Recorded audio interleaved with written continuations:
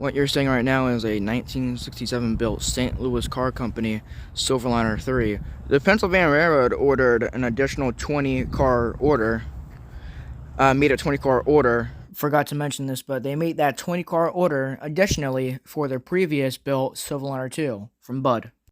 These were designated as Silverliner III from St. Louis Car Company. They have stainless steel construction built. They share the same, not exactly the same, but the same identical seating by the 2x2 seating. Same with the interior. But these cars are a little bit special, especially this one. This was built. These cars were the first to have the SEPTA band, or I should say the airport band. No other car got these bands. These were special for the airport line service. SEPTA came out in 1985, and they chose these cars to commemorate the new service.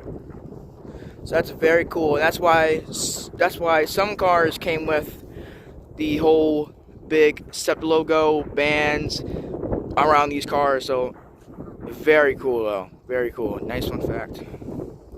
So the question remains: where's the car's whereabouts? Where's the car's location? What's the coordinates to this place? Well, that I am definitely not giving out to the public world, because I don't think the group would want that. The wrong person could be watching this video with spray paint. Somebody I know from school could be watching this like, oh, what's his name, Matt? In all seriousness, I mentioned a group, and that group is the Northeast Rail Heritage Inc. That's currently restoring the car. The car was sent to scrap by SEPTA to the Sylvan Scrap. I'm pretty sure I'm not pronouncing that right. Sylvan Scrap, to where it would be stored in yards, tracks, spurs, everywhere around where Commercial Assets own tracks in Morrisville, PA. Now, Northeast Rail Heritage Inc. already has a project on their hands, which is AM7 AC 927. The whereabouts on that is somewhere around, I think, the New England area. But that project, along with 238, hasn't been sent out to Northeast Rail Heritage's, headquarters. And the reason why is because Northeast Rail Heritage is a newly found organization, and they don't even have their own headquarters yet. But in the meantime, ex-Pennsylvania Railroad car 238 will have to sit here in Morrisville, probably for a couple more months, until Rail's Northeast Heritage will find their own location to where they can house the AM7 and the St. Louis Car Survivor. But hey, this is a very good first step, and I can't wait to see what they do with it in the future.